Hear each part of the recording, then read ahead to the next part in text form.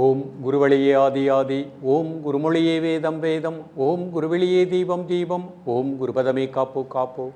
Patanjali TV நேயர்கள் அனைவருக்கும் கிருஷ்ணன் பாலாஜியின் பணிவான வணக்கம். நேயர்களே, தியானம் எல்லா இடத்துலையுமே இன்றைக்கு நிறைய பரவிக்கொண்டே வருகின்றது. எல்லோருமே நம்ம தியானம் செய்யணும்னு ஆசைப்படுறோம். பல வகையான இன்ஸ்டிடியூஷன் இருக்குது, பல குருமார்கள் இருக்கிறாங்க. இப்போ இந்த தியானம் செய்யணும் அப்படிங்கிற பொழுது, இப்போ நம்ம ஸ்கூலுக்கு போனோம் அப்படின்னா அந்த ஸ்கூலில் சில விதிமுறைகள்லாம் இருக்குது. நம்ம பார்ப்போம், எந்த பள்ளிக்கு செல்கின்றமோ அந்த பள்ளியில் வந்து நம்ம அந்த யூனிஃபார்ம் போடணும், அந்த டயத்துக்கு கரெக்டாக உள்ளே போகணும், அவங்க என்ன மாதிரி ட்ரெஸ் கோடு கொடுத்துருக்காங்களோ அதை கரெக்டாக போடணும், ஷூனா ஷூ போடணும், டைனா டை கட்டணும், அந்த நேரத்துக்கு ஸ்கூலுக்குள்ளே போனால் தான் உள்ளே விடுவாங்க, இல்லைன்னா விட மாட்டாங்க. அப்போ ஒரு பள்ளியில் சென்று நம்ம படிக்கணும் அப்படின்னா இதுக்கு இவ்வளோ விதிமுறைகள், ஃபீஸ் கட்டணும், இவ்வளோ விதிமுறைகள் இருக்கின்றது. அதுக்கப்புறம் உள்ளே போய் அவங்க சொல்லிக் கொடுக்கக்கூடிய பாடங்களை நம்ம பயிலணும். அப்போ ஒரு பள்ளிக்கு செல்வதற்கு இவ்வளவு விதிமுறைகள். இப்போ தியானம் அப்படிங்கிறது என்ன? மன ஒருநிலைப்பாடு அப்படிங்கிறது பொதுவாக சொல்கிறான். கொஞ்சம் இதுக்கு யார் குரு அப்படின்னு கொஞ்சம் சிந்திச்சு பார்த்தோம் அப்படின்னா பதஞ்சலி மகரிஷி தான் இந்த யோகத்தினுடைய தந்தை, யோக தந்தைன்னு அழைக்கப்படுகின்றார். அவர் வந்து ஒரு அஷ்டாங்க யோகம்னு 8 படியை கொடுத்துருக்கிறார். இந்த 8 படியில் தியானம்ங்கிறது 7வது படியாக கொடுத்துருக்காரு. இன்றைக்கி எல்லாருமே சார் தியானம் செய்யணும் சார் அப்படின்னு கண்ணை மூடுறாங்க, உட்காடுறாங்க. சார் மனசே ஒருநிலைப்படலை சார் அப்படிங்கிறாங்க. நிச்சயமாக படாது. நம்ம அதற்குன்னு சில தகுதிகள் இருக்குது, சில குவாலிஃபிகேஷன் இருக்குது. அதெல்லாம் நம்ம கரெக்டாக ஸ்டெப் பை ஸ்டெப்பாக பண்ணிகிட்டே போனோம்னா தியானம்ங்கிறது ஒன்றுமே இல்லைன்னு ஆயிரும். அப்போ அவர் என்ன சொல்லியிருக்கிறாரு? இயமம் நியமம், ஆசனம், பிராணாயாமம், பிரத்யாகாரம், தாரணை, தியானம், சமாதி. அப்போ தியானம்ங்கிறது 7வது படி. இப்போ நம்ம ஒரு வீடு கட்டப்படுறோம்னு வச்சுக்கோங்களேன். என்னுடைய குருநாதர் சர்க்குரு சிறப்புக்கிட்ட போய் நாங்கள் தியானம் கற்றுக்கணும்னு நிறைய பேர் வருவாங்க.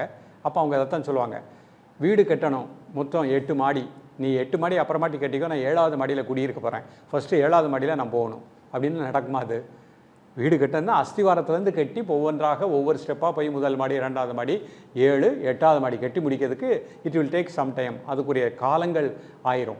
அஸ்திவாரம் நல்லா க்யூர் ஆகணும், ஒவ்வொரு நிலையாக செய்து தான் அப்போ 7வது மாடியில் நம்ம போய் இருக்க முடியும். எடுத்த உடனே 7வது மாடிக்கு போகணுன்னு நினச்சா நமக்கு வந்து மனதளவில் ஒரு தாக்கம் தான் ஏற்படும். அப்போ எனக்கு தியானம் கைகூடலைன்னு சொல்லக்கூடாது. அப்போ இயமம் அப்படின்னா என்னென்னா மனம் சார்ந்த ஒழுக்கம், உடல் சார்ந்த ஒழுக்கம். அதான் இயமம் நியமம்னு சொல்லியிருக்காரு. இப்போ மனம் சார்ந்த ஒழுக்கம் அப்படிங்கிறது பேராசைப்படாமை, பிறர் பொருளுக்கு ஆசைப்படாமை, ஆங்ஸைட்டி எதிர்பார்த்தல் அதிகம் இல்லாமை, பொறாமை, சூழ்ச்சி, கோபம், கவலை, டென்ஷன், டிப்ரெஷன், இது எல்லாமே நம்மகிட்ட இருக்குது. உள்ளுக்குள்ளே இது எல்லாமே எல்லா மனிதர்களுக்கும் இருக்கத்தான் செய்யுது. இவ்வளதையும் வைத்துக்கொண்டு கண்களை மூடி நான் தியானம் செய்யணும் அப்படின்னா அந்த உள்ளே இருக்கக்கூடிய பதிவுகள் தான் எண்ணங்களாக வெளியே வரும். அப்போ அந்த இயமம் நியமம்னு காலை எழக்கூடிய நேரம், இரவு படுக்கக்கூடிய நேரம், இதெல்லாம் ஒரு ஒழுக்கத்தை கொண்டு வரணும்னு சொல்கிறாரு. அப்போ காலையில் எழக்கூடிய நேரம் அப்படின்னா 4 மணி, இரவு படுக்கக்கூடிய நேரம்னா 9:30 மணி. அந்த 9:30லேருந்து காலையில் 4 மணி வரைக்கும் ஒரு நல்ல ஆழ்ந்த நிதிரை இருக்கணும். எடுக்கக்கூடிய உணவு சாத்வீகமான உணவாக எடுத்துக்கணும். அதிக காரம், உப்பு, புளிப்பு கூடாது. இதெல்லாம் எப்படி சார் தியானத்துக்கு இடைஞ்சலாக இருக்குது அப்படின்னா, நாம் எந்த உணவு எடுக்கிறோமோ அதுதான் உணர்வாக மாறுகின்றது. அப்போ நீங்கள் டெய்லி மாமிசமே சாப்பிட்டுட்டு இருக்கீங்க 7 நாளும், அதிக காரம், அதிக உப்பு, அதிக புளிப்போட சுவைக்காக சாப்பிட்டீங்கன்னா கோபம் வரும், டென்ஷன் வரும், டிப்ரெஷன் வரும், எல்லாமே வரும். அப்போ உணவில் ஒரு ஒழுக்கத்தை ஏற்படுத்திக்கிடணும். அப்போ இயமம் நியமம் அப்படிங்கிறது ஒழுக்க கோட்பாடு, உடல் சார்ந்த ஒழுக்கம், மனம் சார்ந்த ஒழுக்கம். இப்போ இதை நீங்கள் கொஞ்சம் கொஞ்சமாக வாழ்க்கையில் அனுபவிச்சுட்டே வாங்க. அடுத்து 3வது படி என்ன சொல்லியிருக்கிறாரு?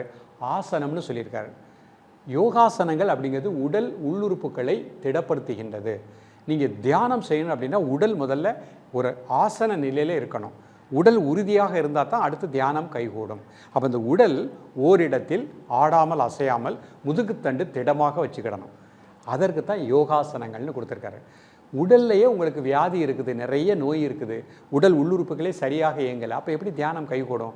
அப்போ நீ மனதை வந்து உள்ளத்தை வந்து முதல்ல ஆரோக்கியத்திற்கு அந்த ஆசனங்கள், உங்களை நிறைய ஆசனங்கள் பண்ண சொல்லலை, எளிமையான ஆசனங்கள். நேராக படுத்த நிலையில் அர்த்தகால ஆசனம், பவனமுக்தாசனம், குப்புறப்படுத்த நிலையில் புஜங்காசனம், சலபாசனம், அமர்ந்த நிலையில் வஜிராசனம், பத்மாசனம், நின்ற நிலையில் உட்கட்டாசனம், பாதகசாசனம். இது போகிறோம். குழந்தை வந்து நேராக படுக்கும், குப்புறப்படுக்கும், அமரும், எழுந்து நிற்கும். இந்த மாதிரி அந்தந்த ஸ்டேஜில் 2 ஆசனங்கள். அப்போ நீங்கள் இந்த ஆசனங்கள் செய்யும் பொழுது நரம்பு மண்டலங்கள், எலும்பு மண்டலங்கள் எல்லாமே நன்றாக இருக்கும். ஒரு இடத்தில் அமர்ந்தீங்கன்னா ஆடாமல் அசையாமல் 3 மணி நேரம் அப்படியே இருக்கலாம். அதுதான் ஆசன நிலை. அப்போ உடல் ஆரோக்கியமாக இருந்தால் தான் அடுத்து தியானத்துக்கே போக முடியும். இவ்வளோ அழகாக அமைச்சிருக்கார் பாருங்கள். இயமம் நியமம் ஒழுக்க கோட்பாடு, அப்புறம் ஆசனம் செஞ்சு இதெல்லாம் முறையாக ஒரு குருவிட்ட கற்றுக்கோங்க. ஆசனம் செஞ்சு உடலை திடமாக்கிக்கோங்க. இப்போ உடல் உறுதி ஆயிடுச்சு. அடுத்து என்ன இருக்குது? உடலுக்குள் என்ன இருக்குது? பிராணன், மூச்சு. அதான் 4வது படி பிராணாயாமம் அப்படின்ட்டாரு. அந்த மூச்சை நியமப்படுத்துதல், நாடி சுத்தி முறைப்படி கற்றுக்கோங்க. மூச்சை எப்படி உள்ளெழுக்கணும், மூச்சை எப்படி நிறுத்தணும், மூச்சை எப்படி வெளிவிடணும், அந்த பயிற்சியை குரு மூலமாக கற்றுக்கொள்ளுங்கள். அப்போ மனதை அடக்குவது ரொம்ப கடினம்.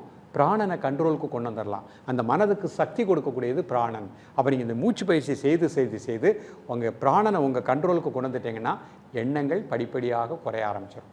இப்போ 4வது படி தான் பிராணாயாமம். இப்போ 4 ஒரு குருவிட்ட மூலம் கற்றுக்கொண்டு இயமம் நியமம் ஆசனம் பிராணாயாமம். அடுத்து பிரத்யாகாரம், மனதை புறப்பொருள்களிலிருந்து உள்முகமாக திருப்புதல். மனம் எப்பொழுது வெளியே தான் போயிட்டுருக்கும். அது மனதினுடைய இயல்பு. நம்ம உள்ளுக்குள்ளே ஒரு அற்புதமான ஆற்றல் சக்தி இருக்கின்றதுன்னு அதை உணரச் செய்வதற்காக அப்பப்போ மனதிற்கு ஒரு பயிற்சி கொடுத்தல். நமக்குள்ளே ஏதோ ஒரு வஸ்து இருக்குது, நமக்குள்ளே ஏதோ ஒரு அற்புதமான ஆற்றல் இருக்குது, அதை உணர வேண்டும் உணர வேண்டும் உணர வேண்டும். நல்ல திடமான உடலை பெற்று நல்ல மூச்சு பயிற்சி செஞ்சிட்டிங்கனாலே அந்த எண்ணம் கொஞ்சம் கொஞ்சமாக வர ஆரம்பிச்சிடும். அடுத்து தாரணை. தாரணைனா மனதை ஒரு பொருளில் குவியச் செய்தல். இப்போ உங்களுக்கு ஒரு இறைவன் முதல்ல எடுத்த உடனேயே நம்ம தியானம்னு பரம்பொருளை தியானம் செய்ய முடியாது. அப்போ நீங்கள் என்ன பண்ணணும்? ஒரு திருவுருவத்தை, உங்களுக்கு பிடித்த இஷ்ட தெய்வம், அந்த இஷ்ட தெய்வத்தினுடைய உருவத்தை கண்ணை மூடி அப்படியே அந்த உருவத்தை தியானம் பண்ணுங்கள். சூரியனை தியானம் பண்ணலாம், இயற்கையை தியானம் பண்ணலாம், மலையை தியானம் பண்ணலாம். அதை அப்படியே நினைத்து கண்களை மூடி மூச்சில் கவனம் செலுத்தலாம். பிராணனையே தியானம் பண்ணலாம், மூச்சில் கவனம் செலுத்தலாம்.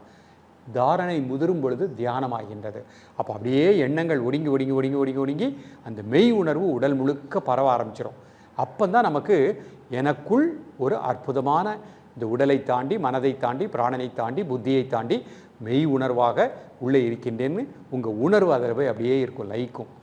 அப்போ தான் அந்த தியான நிலை நன்றாக கைகூடும். இதற்கு என்ன வேணும்னா ஓர் குரு, ஓரிடம், ஓர் சாதனை. ஒரு குருவை பிடிச்சிக்கோங்க. அந்த குரு சொல்லக்கூடிய அந்த சாதனையை கடைசி வரை பண்ணிக்கிட்டே வாங்க, விடாமல் பண்ணிக்கிட்டே வாங்க. நீங்கள் உலகத்தில் நிறைய குருமார்களை பார்க்கலாம், தவறு கிடையாது. நிறைய பெரியவர்களை பார்க்கலாம், ஞானிகளை பார்க்கலாம். அவங்க சொல்கிறதெல்லாம் கேட்டுக்கோங்க, நல்ல விஷயங்களை உள்வாங்கிக்கோங்க. ஆனால் நீங்கள் தியானம் செய்யும் பொழுது உங்களுக்கு எந்த குரு உங்களுக்கு தொட்டு காண்பித்திருக்கிறாரோ அவர் அளித்த சாதனையில் கண்களை மூடி அவர் சொன்ன நெறிப்படி தியானம் பண்ணிகிட்டே வாங்க. அப்போ பதஞ்சலி மகரிஷி அருளிய இந்த அஷ்டாங்க யோகத்தைப்படி இயமம் நியமம் ஆசனம் பிராணாயாமம் பிரத்யாகாரம் தாரணை தியானம். அந்த தியானம் 7வது படி. அந்த தியானம் நன்றாக கைகூடணும்னா இதெல்லாம் கடந்து வரணும். அதான் உண்மையான தியானம். கண்ணை மூடினால் தியானம் ஆகாது. இப்போ நீங்கள் நல்லா தியானம் சித்திச்சிருச்சுன்னா எப்படி கண்டுபிடிக்கலாம் அப்படின்னா, தொடர்ந்து பயிற்சி பண்ணிகிட்டே வரும்பொழுது கண்ணை மூடி உட்காந்துருப்பீங்க, தியானத்துக்கு போயாச்சு, அப்படியே அமைதியாக இருக்கிறீங்க. திடீர்னு நீங்கள் அப்படியே கொஞ்சம் நேரம் கழித்து முடிச்சு பார்க்குறீங்க, அநேகமாக 5 மினிட்ஸ் தான் போயிருக்கும் போல் அப்படின்னு நினைக்கலாம். ஆனால் பார்த்தீங்கன்னா 1.5 மணி நேரம் கூட போயிருக்கும். எப்படி 1.5 மணி நேரம் நம்ம இந்த மாதிரி ஆடாமல் அசையாமல் இருந்தோம்? ஆச்சரியமாக இருக்கும். அப்போ நமக்கு தியானம் கைகூடி இருக்குன்னு அர்த்தம். இது மாற்றி சிந்திச்சு பாருங்கள். நிறைய பேருக்கு அப்படி தான் இருக்கும். கண்ணை மூடி உட்காருவாங்க, உட்காந்துட்டு 1 நிமிஷம் தான் இருந்திருப்பாங்க. அதுவே ரொம்ப கஷ்டப்பட்டு அநேகமாக நான் 1 மணி நேரம் இருந்திருப்பேன்னு நினைக்கிறேன் அப்படின்ட்டு கண்ணை திறந்து பார்த்தா ஜஸ்ட்டு 2 மினிட்ஸ் தான் போயிருக்கும். 2 நிமிஷம் தான் போயிருக்கா, இது என்ன நான் 5 மணி நேரம் இருந்த மாதிரி நினச்சேன் அப்படின்னு நினைக்கிறோம். அப்படி இருக்கக்கூடாது. தியானம் நன்றாக கைகூடினால் உதடு ஒட்டிடும், மூச்சு வெளியே போகாது, நல்ல உதடு ஒட்டிடும், வாயை திறக்கவே முடியாது. அப்படியே உங்களால் இருக்கும் இடம், இருக்கும் நிலை, இருக்கும் நேரம், தியானம் பண்ண உட்காரும்போது பத்மாசனமோ வஜ்ராசனமோ உங்களுக்கு தெரியும், எந்த இடத்துல தியானம் பண்ணுறேன்னு உங்களுக்கு தெரியும். நல்ல தியானம் பீக்கில் போகும்போது அந்த இருக்கும் இடத்தை மறந்துடுவோம், இந்த உடலை மறந்துடுவோம், இருக்கு நேரத்தை மறந்துடுவோம், இரவாக பகலாக தெரியாது. தனக்குள் இருக்கக்கூடிய மெய்ப்பொருளோடு அந்த மெய் உணர்வில் அப்படியே லயிச்சு ஆனந்தமாக இருப்போம். அந்த மெய் உணர்வு பிரபஞ்சம் முழுக்க விரிந்து இருக்கும், அதில் ஆனந்தமாக இருப்போம். அப்போ அந்த 7வது படி தான் தியானம். அதனால் ஒரு குருவை தேர்ந்தெடுத்துக்கோங்க. அந்த குரு காட்டிய நெறியில் கரெக்டாக ஃபாலோ பண்ணிகிட்டே வாங்க. இந்த இயமம் நியமம் ஆசனம் பிராணாயாமம் பிரத்யாகாரம் தாரணை எல்லாம் கரெக்டாக ஃபாலோ பண்ணிகிட்டே வாங்க. நம்பிக்கையோடு விடாமுயற்சியோடு பயிற்சி பண்ணிகிட்டே வாங்க. நிச்சயமாக அந்த முறையான தியானம் சித்திக்கும். அந்த தியானம் கைகூடினால் எல்லாம் கைகூடும். தியானம் செய்வோம், பரிபூர்ண நிலை அடைவோம். நன்றி, வணக்கம்.